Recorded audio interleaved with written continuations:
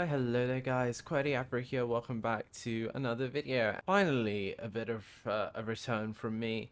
It's again been one of those sort of hiatuses that I love to do where I just, the creative juices are not flowing for me to like make videos and do content for you guys, so I don't really force myself to make videos for this channel. Recently, I've been having a splurge of like creativity that I wanna make videos and get the channel back up and going as well, so why not? I'm back. I don't know how long I'll be making videos for, but enjoy this little run of me getting back into making some content for you guys on this channel. But I hope it lasts longer than it has in my previous reincarnations of this channel. At this point, I basically reincarnate myself every so often, and it feels like I kind of come back on a yearly basis onto this channel. So in some ways, it's just reincarnations at this point.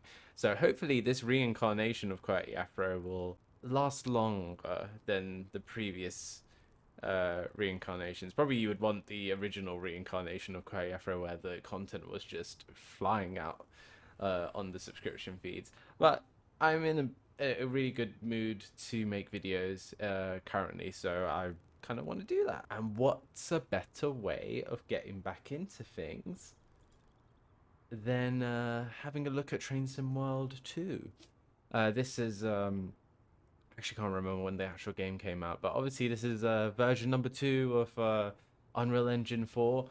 Obviously, Train Sim World Heavy Haul, Train Sim World 2020 didn't really live up to Dovetail Games' expectation of what they wanted with a next-gen Train Sim game. So hopefully, this number 2, even though it's a very weird numbering sort of thing with going from something called Heavy Haul and then individual things and then 2020 and then now on number 2 for some odd reason, but it doesn't matter. It's just a name, it's just a number.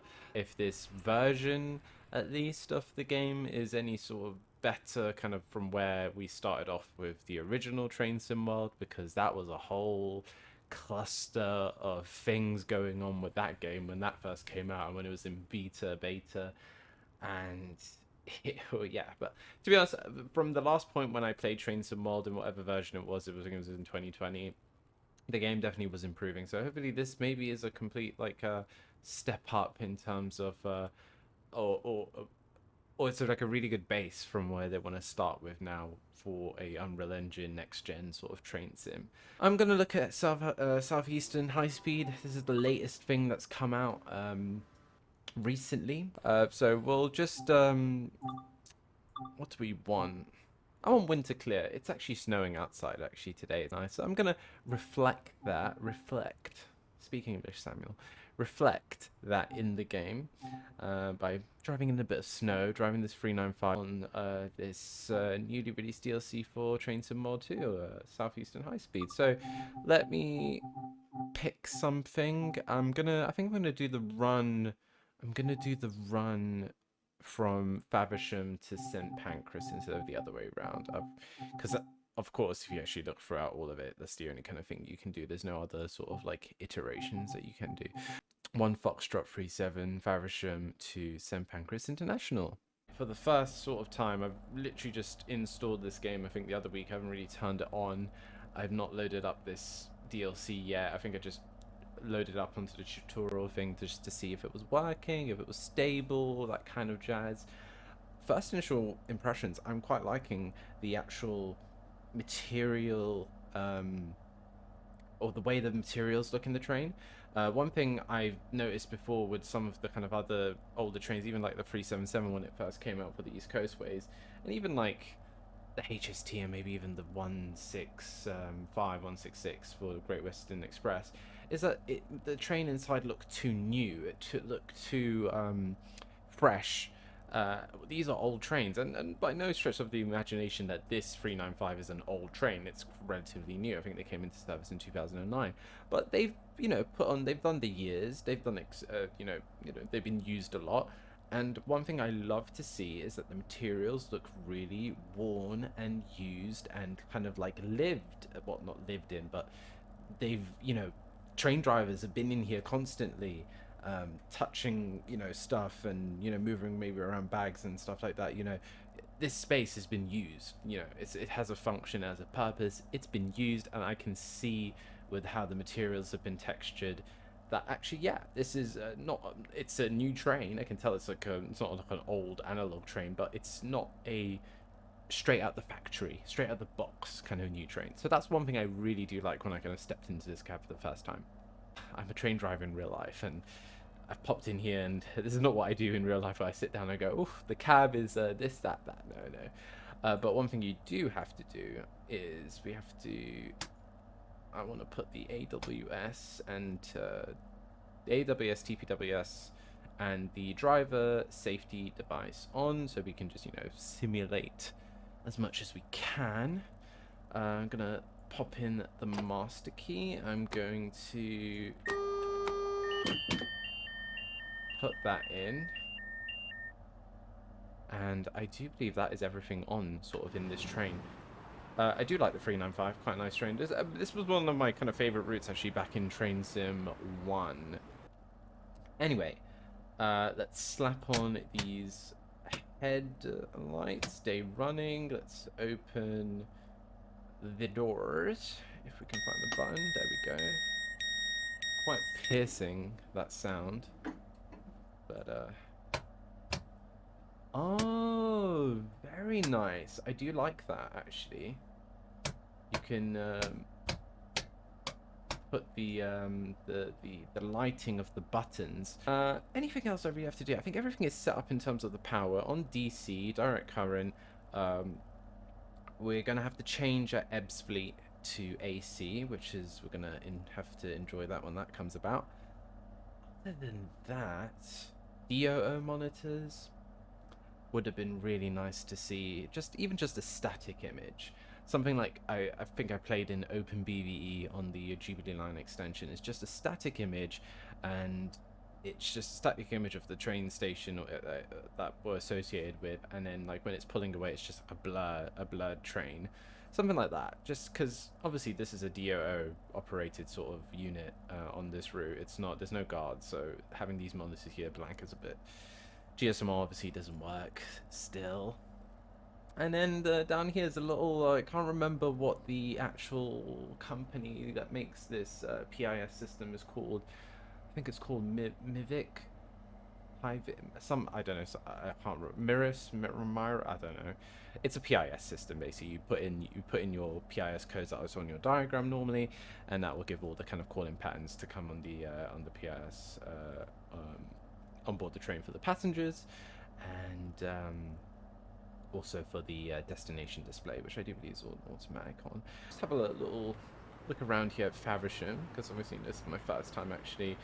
Big thing that I do like that they've been updating is these sort of destination boards. Finally seeing them in the game from like when I played in Great Western Express. It's so good to see this kind of thing implemented finally. I know they're done by scheduling and the timetabling. They're not dynamic like in like a game like Metro Simulator, but it's really good to see. It just makes the stations look a little bit more dynamic, and you can kind of wait at a station, pretend to be a passenger kind of sort of thing, and know when the next kind of AI train is coming or whatever. So this is really good. I'm really happy to see that. And St Pancras International, very good. Cool, let's get the doors closed. And hopefully let's get going. I think I set everything up properly.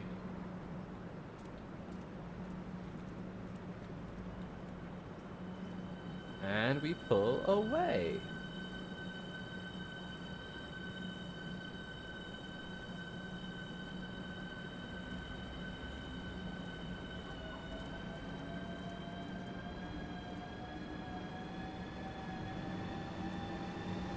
The traction motor sounds alright.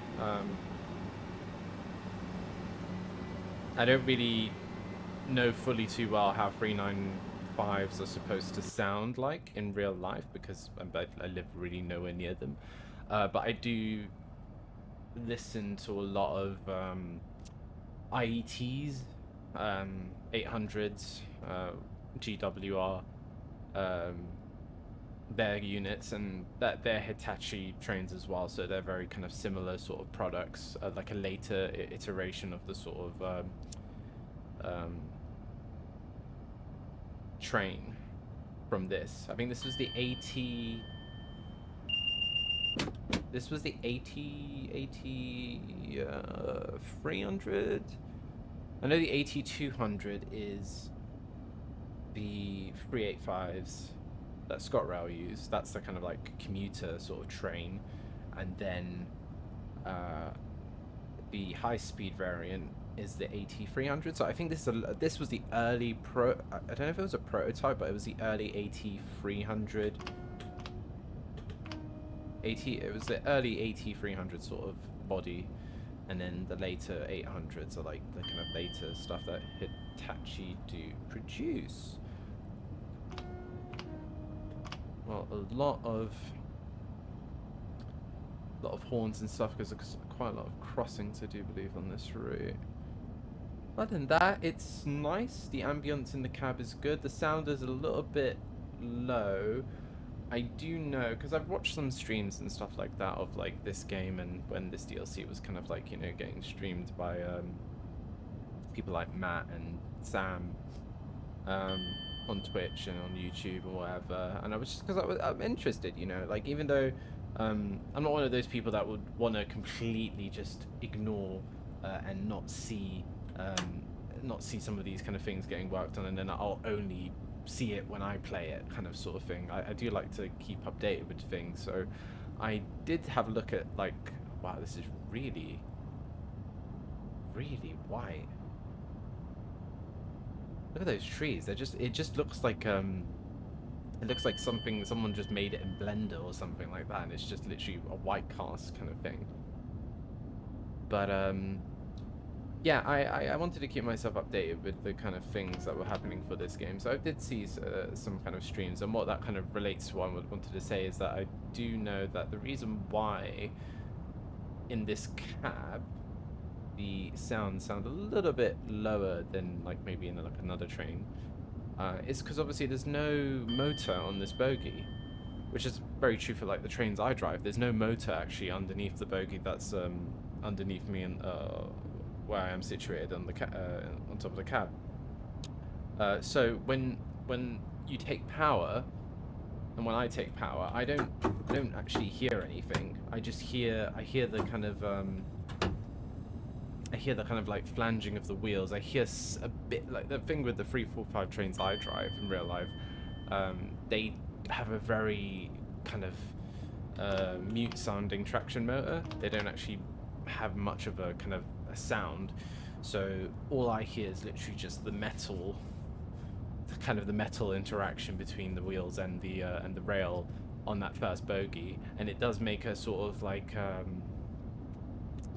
can't describe the sound, but it's like an eerie sort of not a whine, but I can't explain it, but you know the sound if you listen to it. But it's not the motor, it's just literally the sound of the wheels and the rail interacting, not flanging. It's the other kind of thing, but I don't know, I can't really explain it properly. So I understand, like, in this cab, maybe as a driver in real life, you wouldn't really hear much of the motors, because the closest motor is like the kind of bogie at the end of this cab. So I kind of do understand that, and it is a bit quiet in here, but obviously this is a high-speed train. This train gets up to like 140 miles per hour. I would guess you would want a well-insulated cab for the drivers, because imagine, like, honestly, being on a train that's not well insulated, sound-wise, as well as just things like waterproof-wise and whatnot, and draft-wise. It just, for a driver, it gets really annoying. I've driven 315 trains, and those are not really well sound insulated, so you can hear like mostly everything around you, and obviously you have a motored bogie underneath you, so everything just seeps into the cab, so it can get quite annoying. So like a modern train like this, I would expect nothing less that the cab is well insulated and you don't really hear the motors. So people kind of complaining and going, "Oh, I can't hear anything." Well, you shouldn't really be hearing anything, really. Like you will hear a bit of like ambience and noise and a bit of motor sounds, but not too much. Not that shouldn't be the most persistent thing.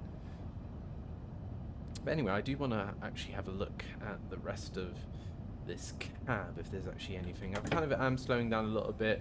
I'm not too sure if it is sort of kind of like slippery conditions out there, because it is snowy. It is a bit icy. And I do believe Sittingbourne is actually around the corner here in just about half a mile. So I don't want to overrun.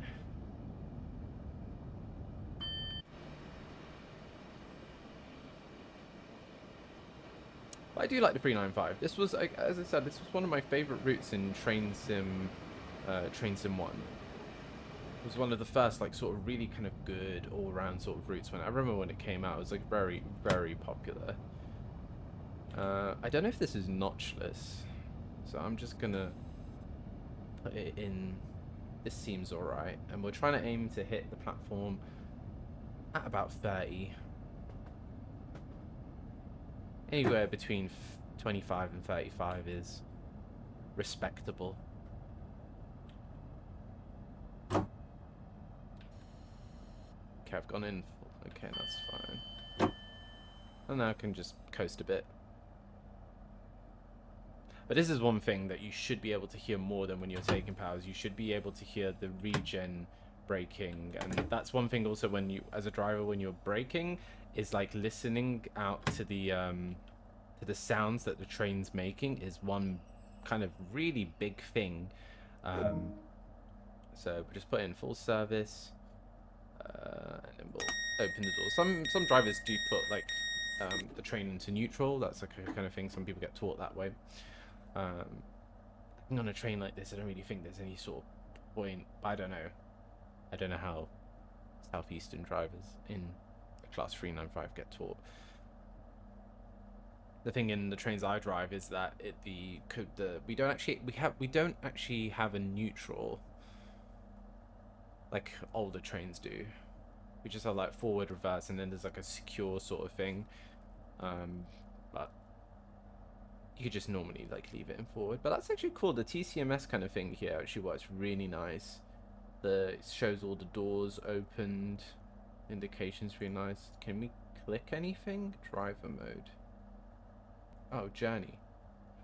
Ah, okay. And then it shows the PIS code, current, origin, Ramsgate, destination, St Pancras. Oh, so this is just stuff, just like places sort of stuff. It actually doesn't reflect, because obviously this service would have probably originated, as it says there, from Ramsgate kind of thing.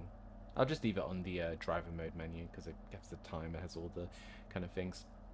Anyway, we can pop off now. Let's get the doors closed.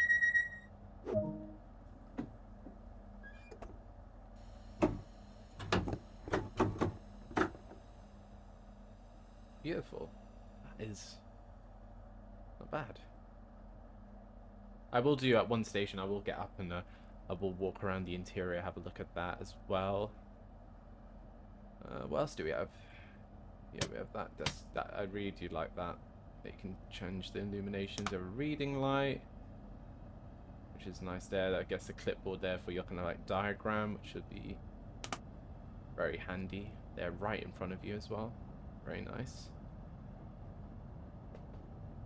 What else do we have? Signal button. I've seen on the things that they chose not to include the bell tone on the 395. I don't know if this is something actually that they researched, that it's not connected, because I know there's no guards on this train, but that doesn't necessarily mean the thing would be disconnected.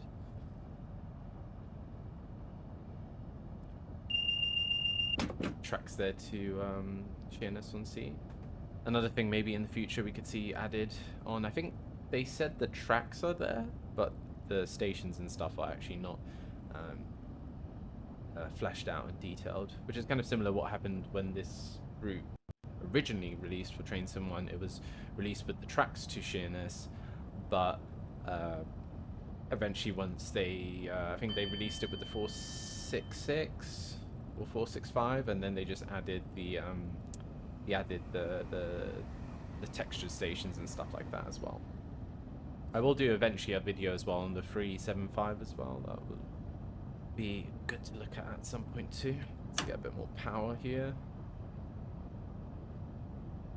But yeah, overall I'm quite liking. So this is the K. This is stuff I don't know. TVM stuff is very foreign to me. Because that's brakes test. Well, we're gonna have to see. We're gonna have to use obviously the TVM once we get to Ebbsfleet and once we get into the high-speed 1 section of the line. What's this fan? Actually, we'll slap on the warmer, get a little bit of floor heat as well. See that Hitachi have designed this cab very well for the drivers. You got a nice floor heater as well. Very good. But yeah, overall, quite nicely impressed with this cab. Really nicely impressed. The game seems to run as well a lot more smoother than I remember from last time, which is good. Because one thing throughout the whole sort of life cycle of this like next gen train sim world kind of experience is that I remember day one beta, it was just so badly optimized. So one thing I do like pour my hat off to Dovetail is that definitely this game feels a lot better now in this sort of form. It's taken a while. It's taken a bit of a while to get here, but nonetheless, we're here. The game runs. I should have done a little whistle there. The game runs really nice, and I'm speeding. One does not know what the speed limits are around here. But surely it goes up to here. Yeah, we're Newington, I do believe. Can you slow down, train?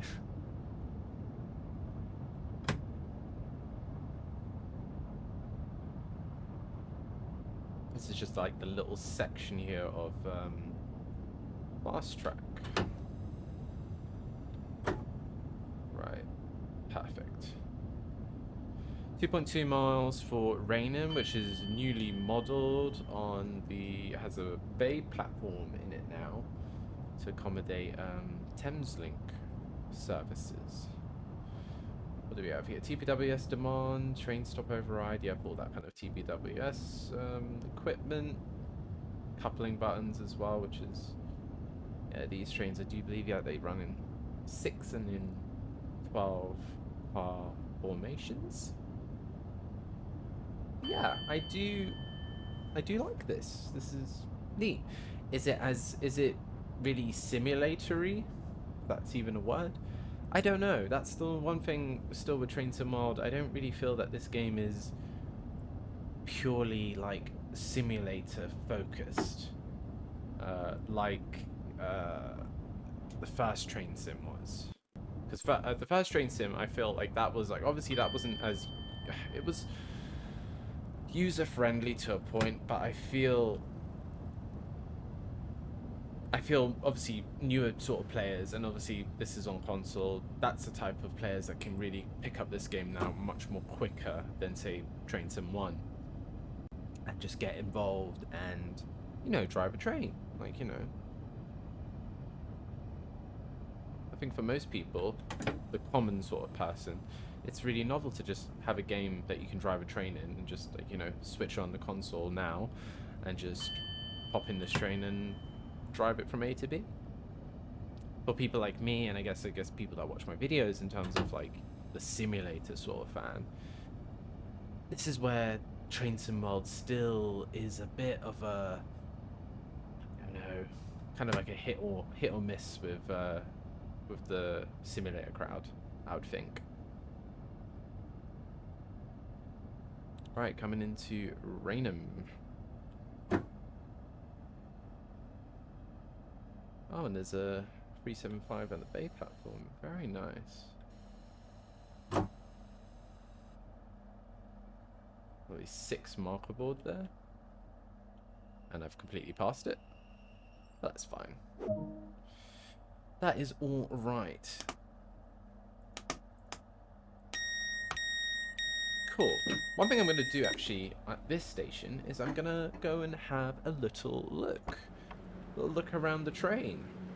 See what we're dealing with here. I've never actually been on a 395, so I don't really know the interior too well. Still can't go into toilets, but yeah, not too bad. Still quite bright in here, but does look quite nice. Can we pop onto this? We can.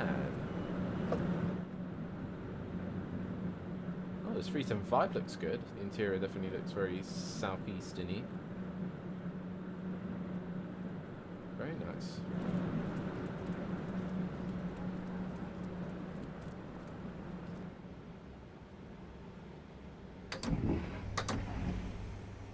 Yeah, not bad. Not very nice interior.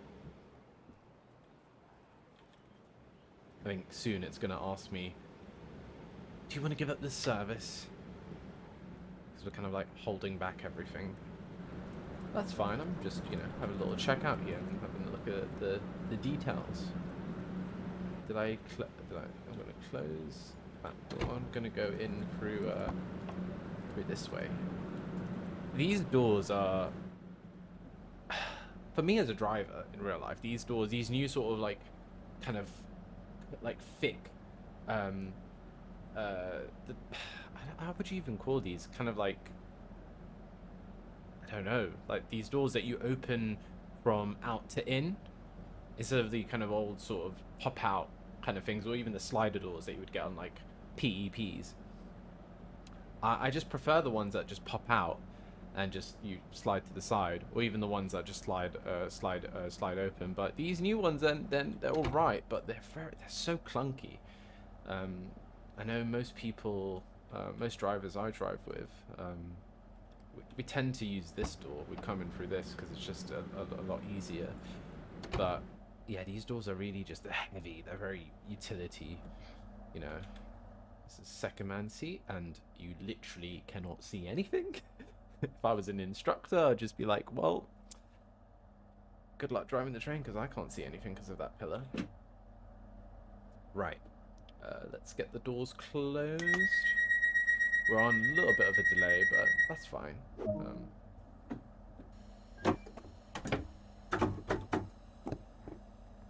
That's absolutely fine.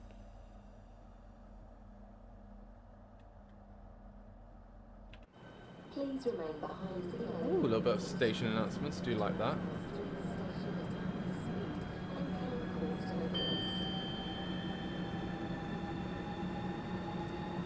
The motor sounds, I think, outside when you listen to them, sound actually alright for 395.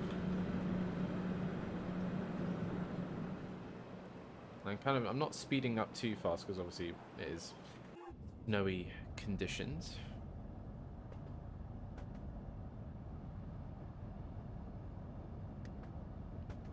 Next station, Gillingham. Door. Oh yeah, that resembles actually similar to what we have. Little guard panel.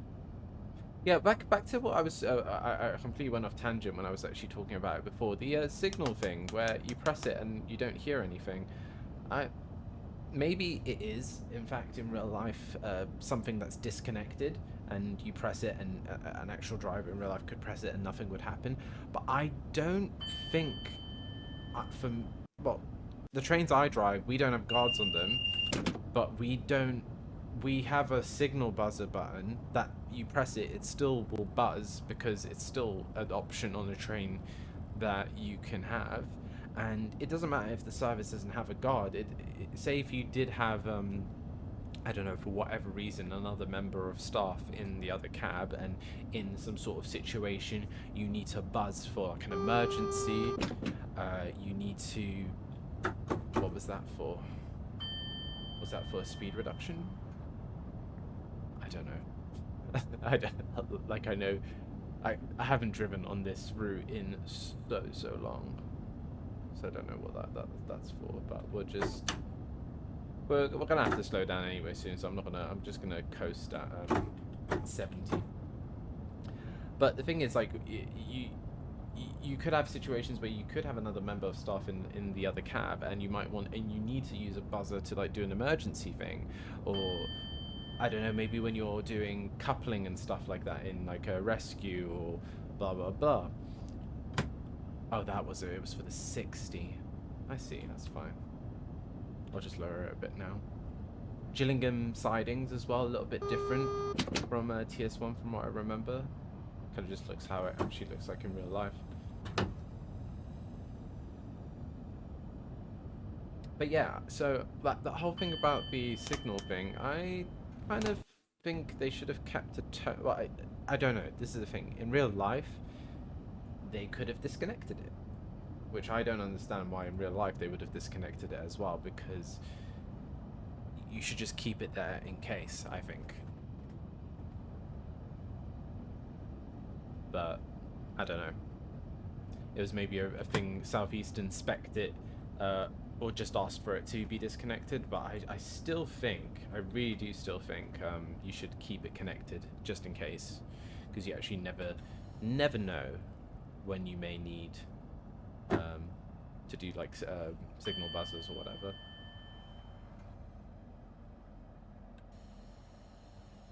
Right. Well, Gillingham is looking just as dreary as ever.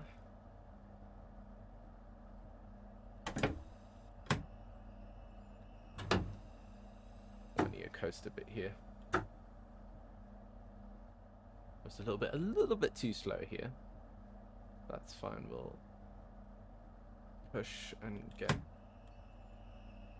Oh, I can hear those screechy, those iconically screechy Hitachi brakes.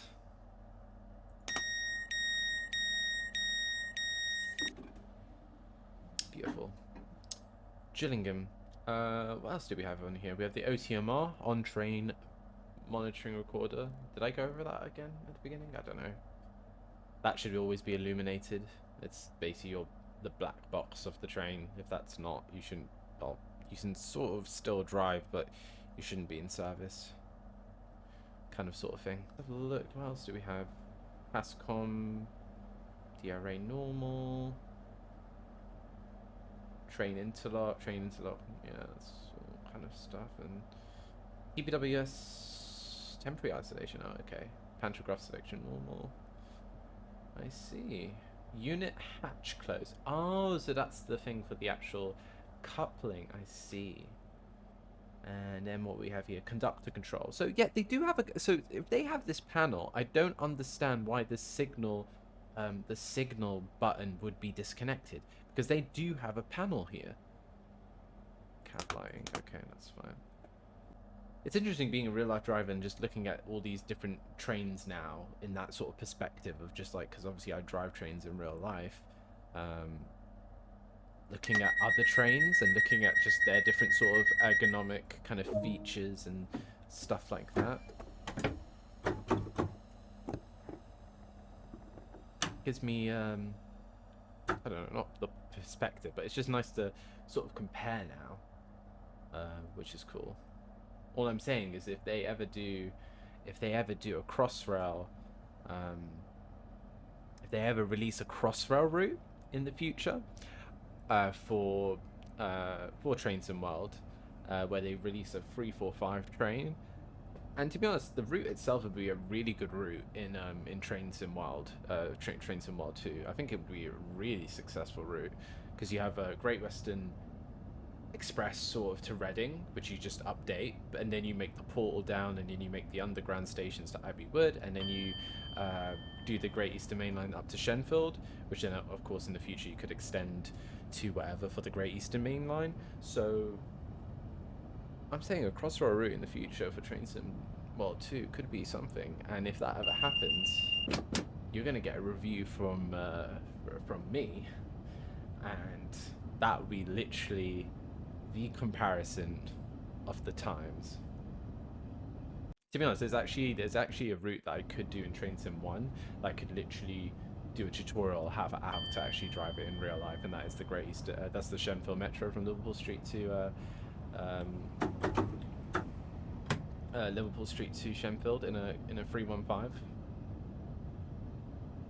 I mean, we should do that. I think I've always thought that idea in my head ever since I became a train driver. Is like, what kind of video could I do where could I actually teach people how to drive the route, how it's driven in real life, and that's actually one of them that I have been thinking of actually doing. And then also Great Western Express, I could easily teach people how to drive on the relief lines up to, or even on the main lines as well, up to Reading. And why is there no illumination for like the other dials and stuff like that? That's one thing I've kind of noticed. It's a little bit missing, because I want to see the brake dials in the kind of dark.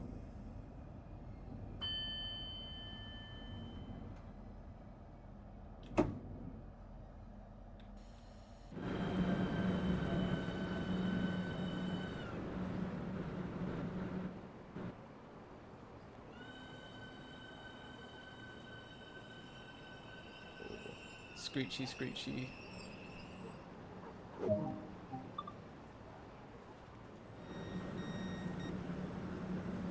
Nice, we're at Chatham, which I do believe is where Dovetail's offices are. For a couple, front couple preparation. Surely there is a way that I could turn up, because that's a desk illumination. I guess I just put on. I guess I just put on like the reading light, I suppose. Little button here, I'm guessing, is for PASCOM, so you hit it with your foot to prevent the train from slamming on the brakes.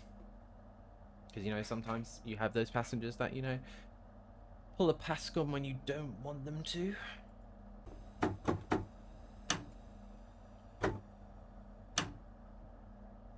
Next station, Rochester. New Rochester station. So obviously we're not in 2010 anymore. So yeah, I would guess I would put on the reading light if I wanted to have a look at the cab while going through a tunnel here, because obviously these headlights are not really doing, they're not even doing anything for the actual tunnel. And even the cab light's actually not too bad. And I am speeding like crazy.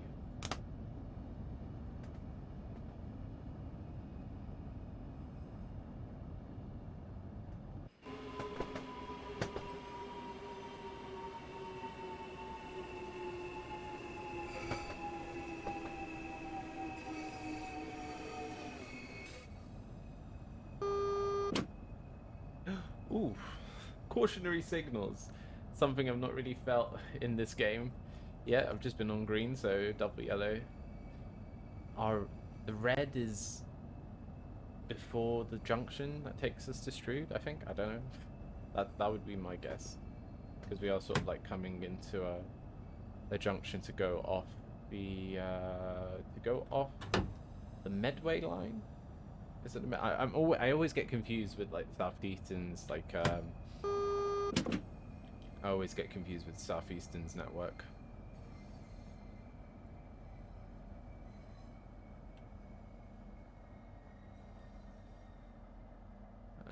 And right at the end of the platform here, Rochester.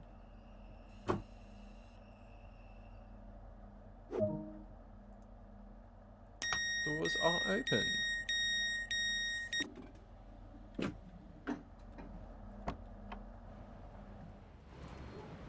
I could have gone a little bit more forward, hey.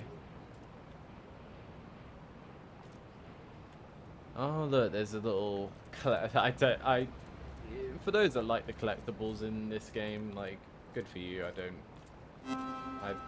we go, there's one. So how far behind are we in the schedule? We're 10 minutes late. Gap between the train and the platform. I see. I see.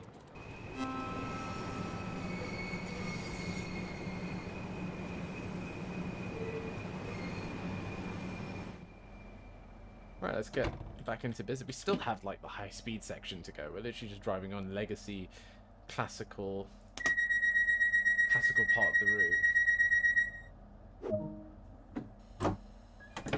Alright, let's slam on a bit of power.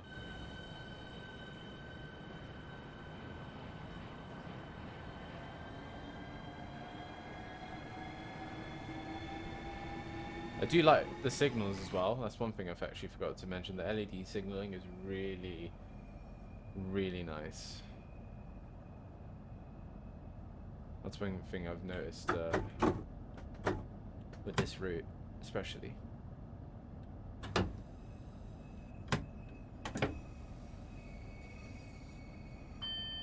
Nice sound of flanging. Actually, can we open a... I don't think we can open a window in here. Ah. Can that window open? I'm not even sure. I don't, yeah, I'm not too sure. I don't think we can actually open a window here. That's a bit... I hate these new trains where it's just all HVAC and you can't open, like... For the saloon, for the passengers, I don't think it really matters, but especially when now, like, even in the trains I drive, you can't turn off air conditioning. Even we have windows that roll down, and I think the sort of thing for it is that if there is no like openable kind of window flaps or any sort of openable window to let in like airflow, you have to have air conditioning running all the time, and it can't be like turned off, I think. So that can be a little bit annoying. So I do feel it. If these Southeastern high-speed drivers don't have a window to roll down, that could be a little bit annoying. But then again, at 140 miles per hour when you're on the high-speed part, that can also be a bit funny. I wouldn't want to pull down a window at 140. I can tell you that.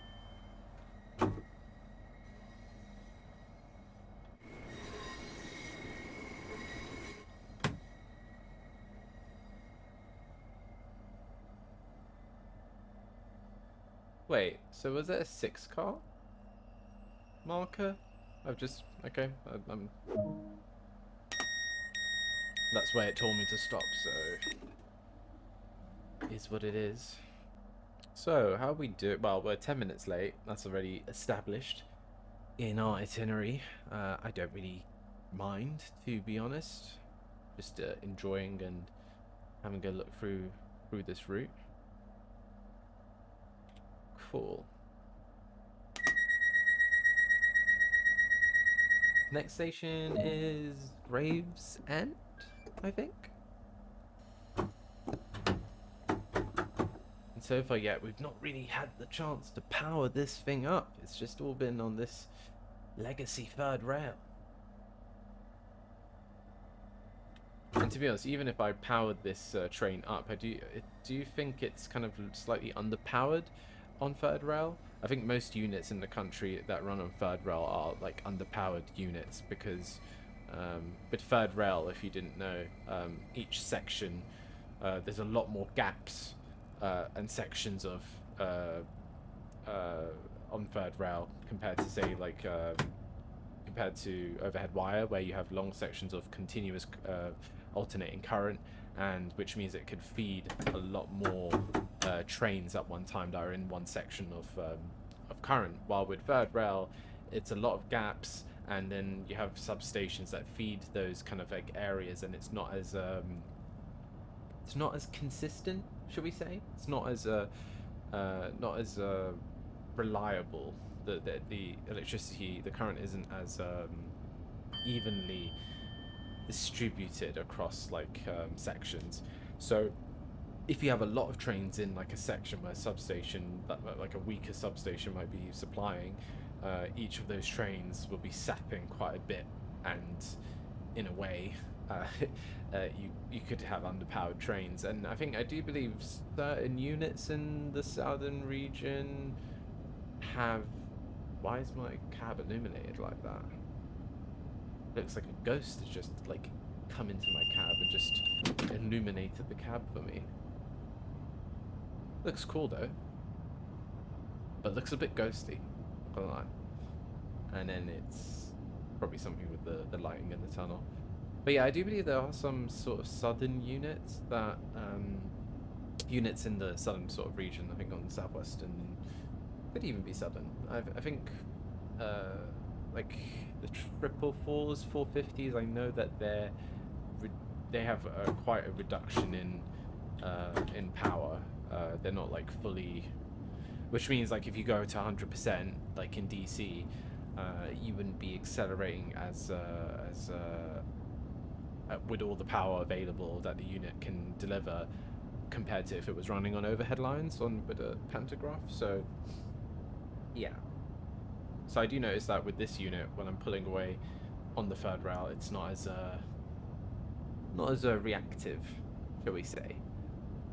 Because I've seen that on the previews of stuff like this. When you're on the AC kind of side of things on the HS1, that you definitely kind of get away a lot more quicker, and the acceleration's a lot better. It's really good that it reflects the sort of the kind of the powering, the outputs. This is what station is this? Higham. Or Higham? Higham? However you say it. So those all to Raynham and those all to Charing Cross or whatever. And then eventually, one day, we'll have the 465, which is in development, and that'll be nice to see some networkers on this route, plus this 395, plus the 375. It'll be a nice route with a good selection of routes.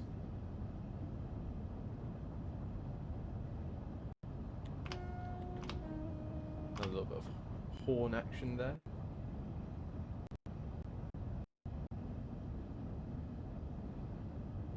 And this is I only recently found out that this area is called Who Junction. I've always seen the name Who Junction, and I never kind of put the name and the place together, and didn't realize that this actual kind of like cargo sidings and stuff like that, and this junction's actually called Who Junction.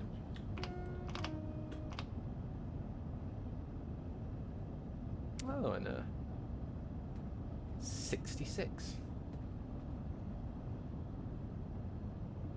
Is that even is that playable on this route? That'd be cool if it is.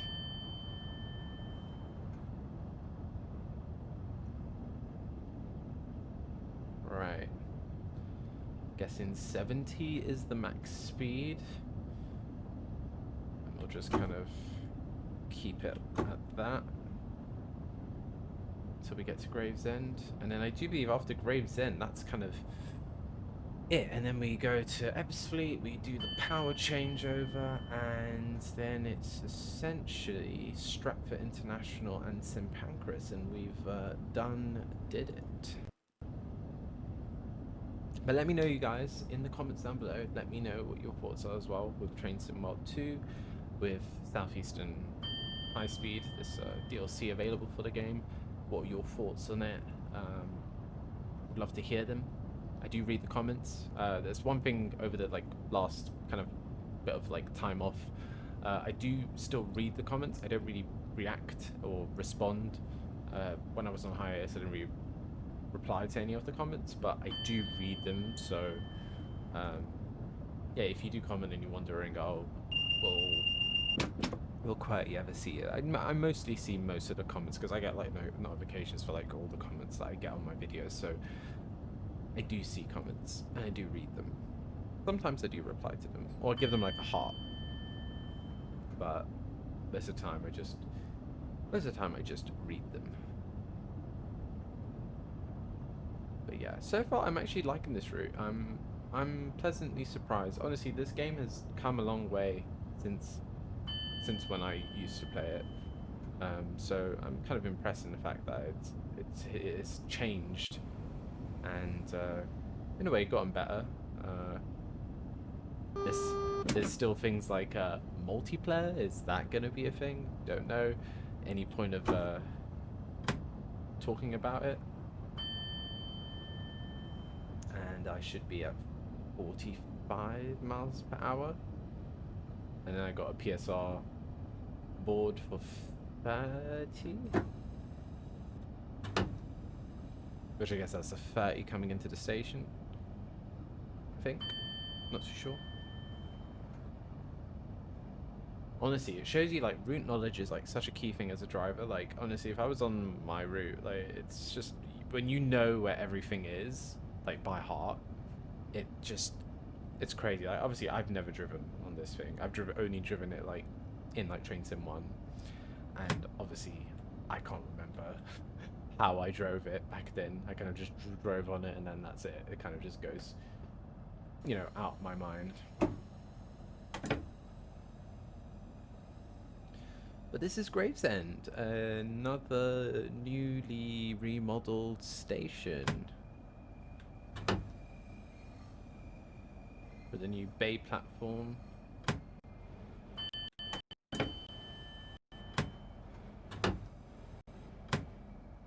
Oh, and there's a collectible thing here on the platform. Might as well just get out and tap it.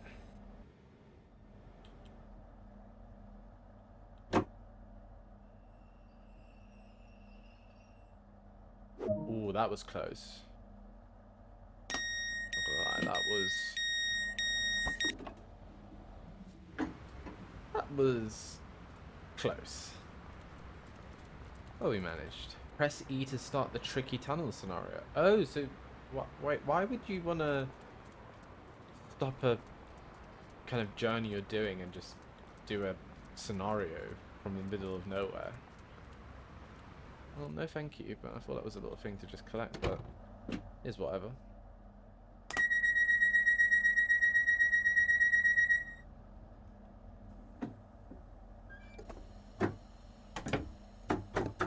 Slap that in.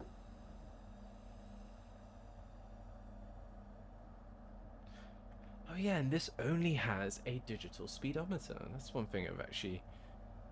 Yeah, this one, yeah, it only has a digital speedo. Like, actually like a not like... You have analog digital speedos, which actually have like a... It's like a digital... It's like on a screen that has a dial that kind of moves dynamically. But this is purely a... This is purely just numbers. This is just purely like a digital clock. And then obviously it shows you if the speed's increasing with the arrow or the arrow going down with the speed lowering, and then that kind of like, I guess, is useful for like the TVM sort of signaling aspect that this train does. Right, let's flap up the power. Look, this is full power now that I'm doing on third rail, and you can just see how slow it is. Maybe there's a bit of slippage as well because it's snowing, but you could just see that we ain't going anywhere in a hurry. Though it's still a pretty fast unit for third rail.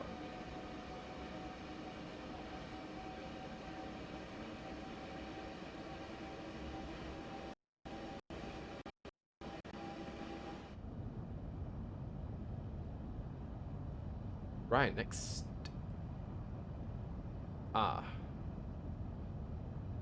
Did I close? I closed the doors a little too early. Oh no. Oh, it doesn't matter. Hopefully we can get to the next station and we'll blag over this, you know. Not important.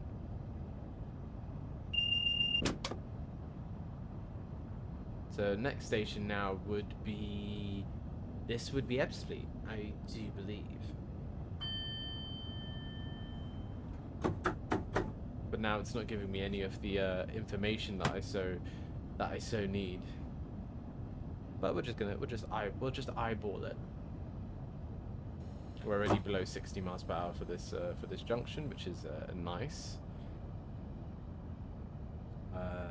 Overhead wire is popped up. I wonder if you can actually do this change on the move. I guess there's no real point because obviously you have the station to stop at. Got the black speed boards for kilometers per hour.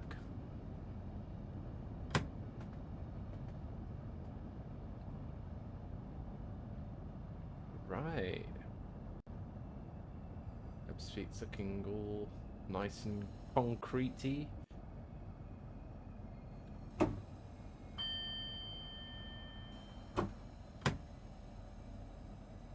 Very nice. Now, where do I stop? I think I stopped somewhere. I'll stop just at the very end.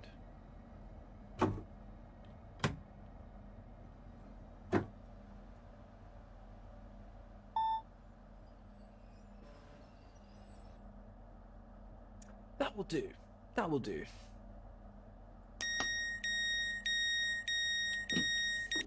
That was cheeky. How did I do? Ooh. You know what that will do? Like, you know, that is sort of kind of like an overrun, but that is cutting it close. Not gonna lie. Right, so what we do we have to change now from DC to AC. So do we control? No. Pan, choose down, pan up, AC. Control, pan up, AC. We have line voltage, MCUB, if that's tripped. But I need my pan to go up.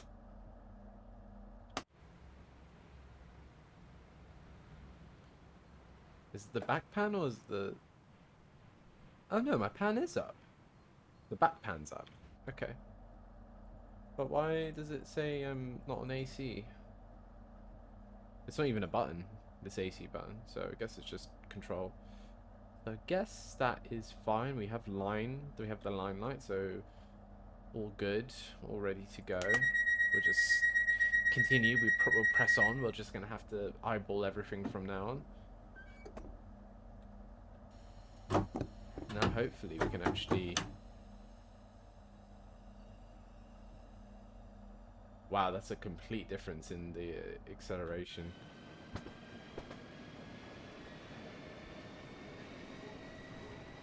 Sort of faster, I guess.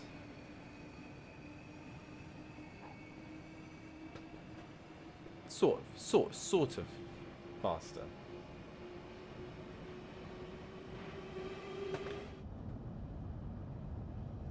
But now we're in TVM mode, so no more visual signals. It's just all in-cab signaling from now. And next station, Stratford International, where I'm just gonna eyeball it, and we'll see where we go from there. Because the objective thinks I still need to unlock my doors at Gillingham. And, I mean, no, at Gravesend. But it's all good. 225. So I think I can... Yeah, I can go to 225 now. If I can remember... So green is the permissible speed that I can do in TVM mode. And then it changes to, like... I think that black one is like what it's changing to, because when it's steady green it's steady speed, it's the permissible speed, and then it changes red. Don't know TVM signaling at all, can't remember how it works, but it shouldn't be too bad. Now we're fully opening the taps of this 395, seeing what it can do.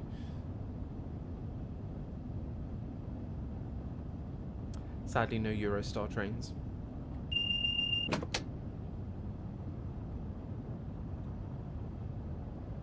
It's still accelerating. It's not as fast as I thought it was, but...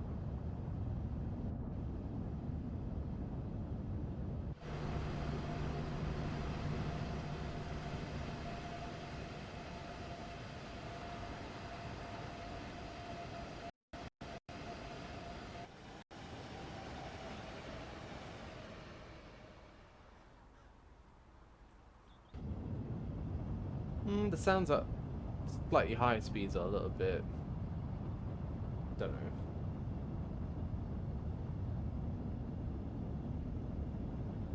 But yeah, this is, I guess, the relaxing end of the job. Did all that start, stopping, and slow maneuvering around sort of the Medway area. And now we are going into St Pancras on high speed 1. Don't know when, if my, now this is gonna be like proper route knowledge of like where, when I used to drive this route, because I think we still have quite a bit of time out here in this open section, and then we go into a tunnel, and then I don't know how long we stay in that tunnel until Stratford, but then hopefully the actual TVM signaling is going to be it's going to be a really, really big aid to me here, because other than that, right now I'm just kind of driving blind.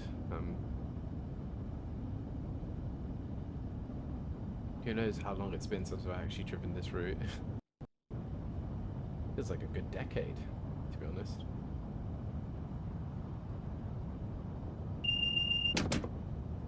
Still get the vigilance popping off.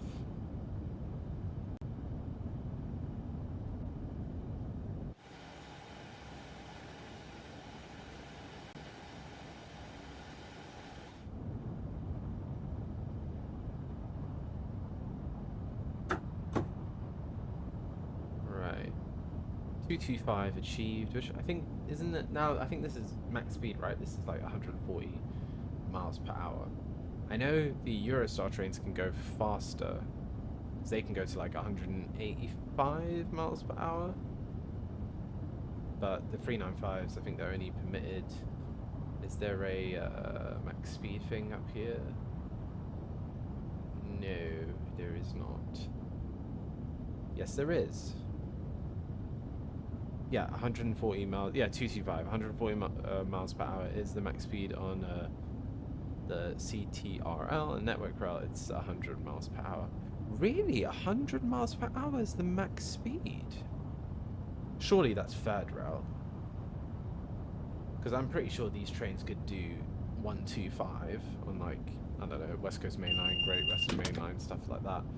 But I'm guessing 100 miles per hour is third rail, network rail. That would genuinely be my guess for it, because that wouldn't really make sense. This is slower on network rail than like a 387. Like, you know, they can do 110, this can only do 100 on network rail. Like, what? Oh,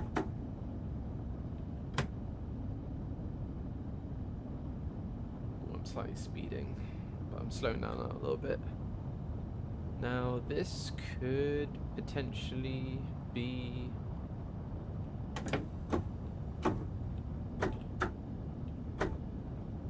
This could potentially be...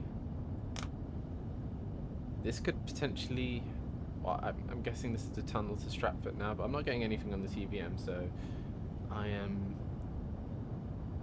alright for now. I'm just going to match the speed and hope that Stratford isn't literally just a couple of miles away.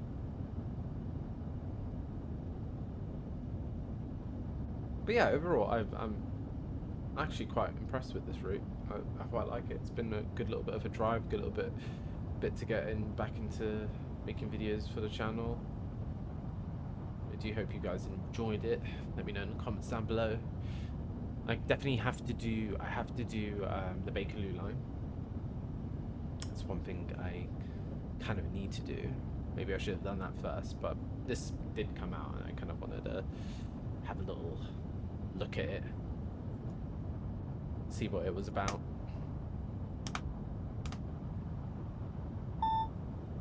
Oh.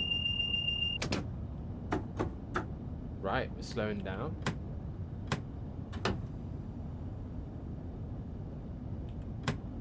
Okay, I'm gonna use that brake cylinder gauge, because obviously I can't see, so 200, that's fine.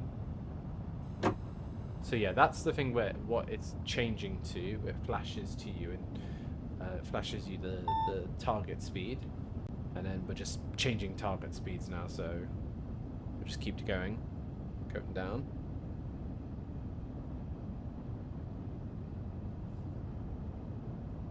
But technically, you can still do 225.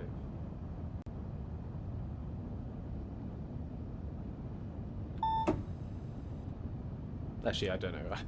I'm making it all up for TVM signaling. I literally do not know TVM signaling.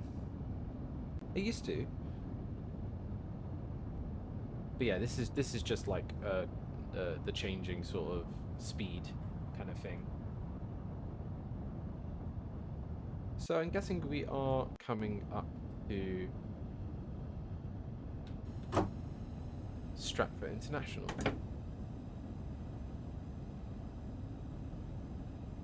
And my game keeps freezing for some reason. Oh, there's a train in front of us.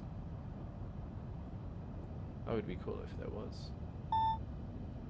So now that's solid black, so that's our permissible speed.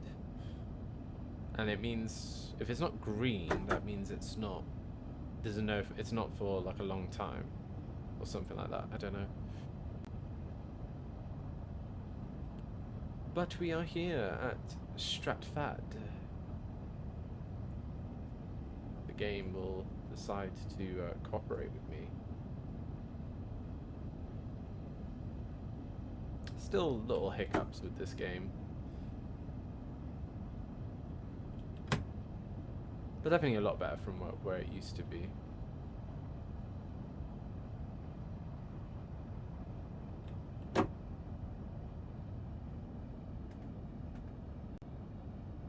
Right. Stratford International, where no international trains stop.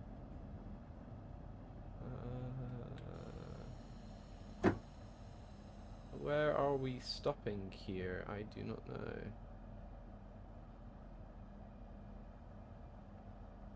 Yeah, I don't know. My game seems to be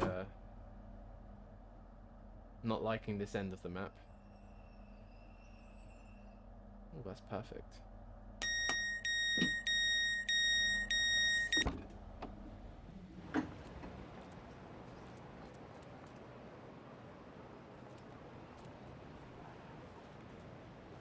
Very nice. That was a smooth little run. Next station is Stratford International, where this train... no, St Pancras International, where this train terminates.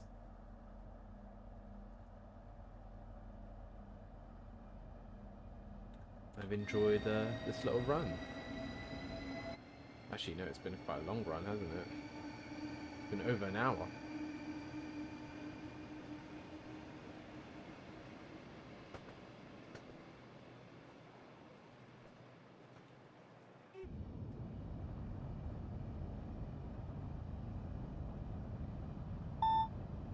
.225, there we go, straight away up there.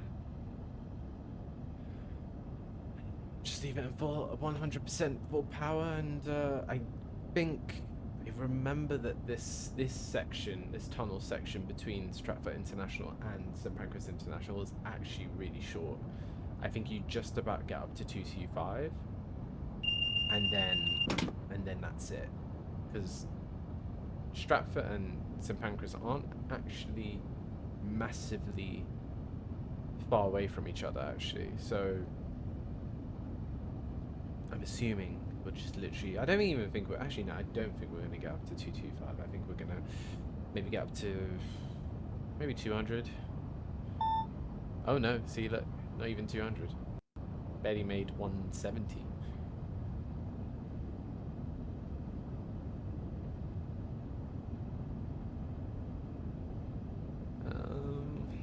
Guess do I coast now, I think?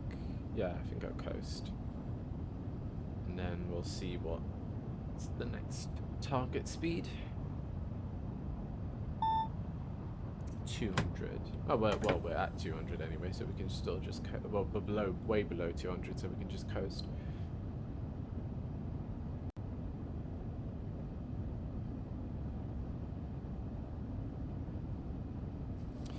But yeah, this has been QwertyAfro.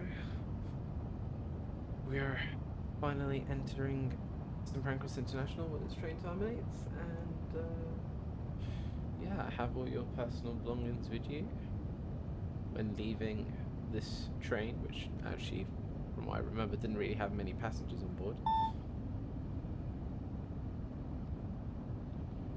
Yeah, look at it. I haven't actually even braked. I've just let it coast, and it kind of just brings it down quite nicely with all the speeds, which is good. Just less work for me to do as a driver. I think that's one of the things. I think one of the things as a driver you don't want to do you don't want to always match the speeds and do too much to kind of always keep doing something. You want to do the least that you can. Not in a lazy way, but in a way that's like efficient. Because obviously the more things you do, the more kind of things that there's more risk, and the kind of things that, like, if you're always doing something and always correcting the speed, always adjusting the speed, always doing this, well, if you find a balance, and if you find somewhere where things can happen, you know, the train can use like a hill or something to lower to a certain speed, that's just great, because you don't actually have to do an input. The train or the environment of the route is doing the environment of the route is actually helping you out with, like, the speed or where you are, you know, braking for some point, or even speeding up. You might not actually need to speed up that much, because you're gonna speed up to a certain speed, and then, you know, a hill is gonna let you roll a little bit longer and get up to a speed that you could have gone up to quicker, but then you might arrive early compared to you might arrive on time, kind of thing.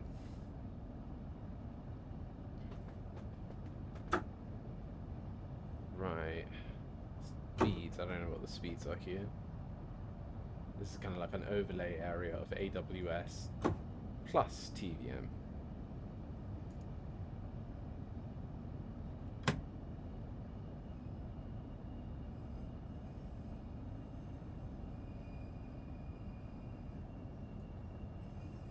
That sun's actually really nice on the it's really nice on the reflection of the snow.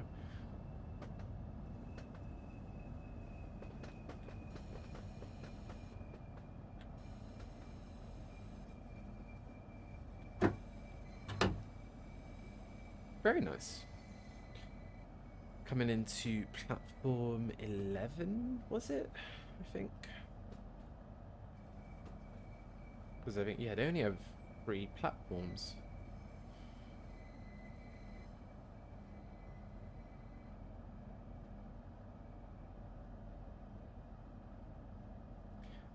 Well, guys, it's been a good one. It's been a long old video for you guys. Well, my little return back to the channel. But I really hope you've enjoyed it. I've enjoyed my time sharing my little kind of initial thoughts first on this SouthEastern speedway, high-speed route. I like it. I think it's pretty good. Leave me your opinions and thoughts down below. I'd love to hear what you guys think of it. And yeah. Right.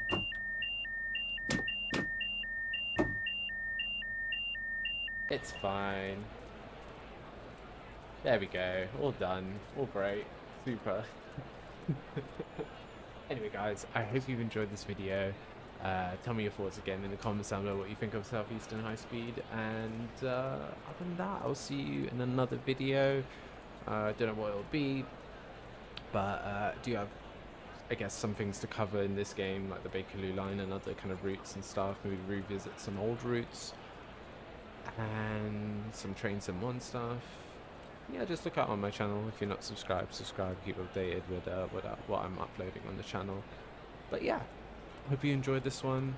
Do take care, be safe, and I'll see you next time. Bye. We ain't never giving up 'cause